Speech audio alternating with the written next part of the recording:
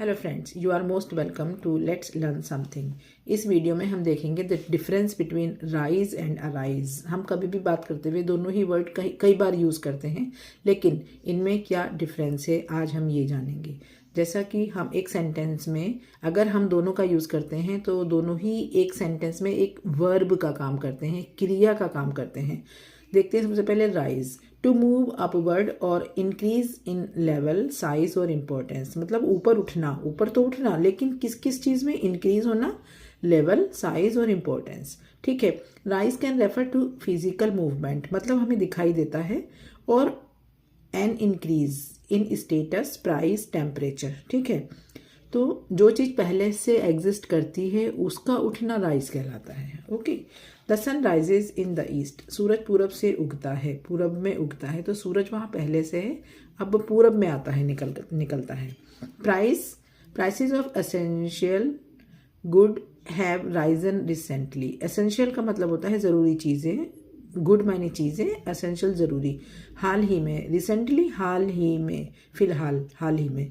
ज़रूरी चीज़ों की कीमतें बढ़ गई हैं, तो कीमतें बढ़ गई हैं ना, तो कीमतें पहले से भी थी, अब वो थोड़ी सी राइज हो गई हैं। नंबर 3 सेंटेंस देखते हैं। Smoke began to rise from the chimney, chimney से धुआं उठने लगा, क्योंकि धुआं तो था, अब वो चिमनी में आकर ऊपर जाने लगा। करेक्ट।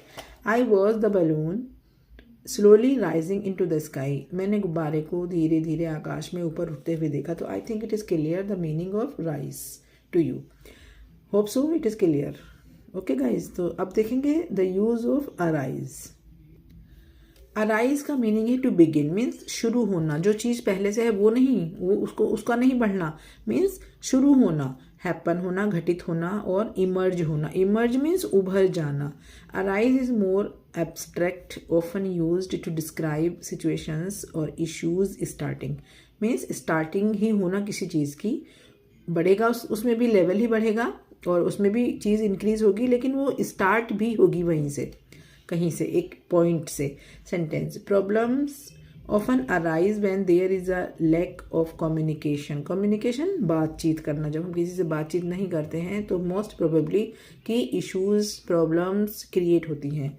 प्रॉब्लम्स अक्सर वहाँ उठती हैं जहाँ बातचीत में कमी होती है। तो प्रॉब्लम पहले नहीं थी, जब जो चीज़ पहले एग्जिस्ट ही नहीं करती, उसके उठने के लिए हम अराइज का यूज़ करेंगे।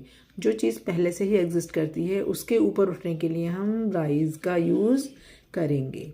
Sentence number 2, many issues arrive when we work in teams. जब हम टीम्स में काम करते हैं तब बहुत सारे इश्यूज सामने आते हैं, तो इश्यूज पहले से नहीं थे।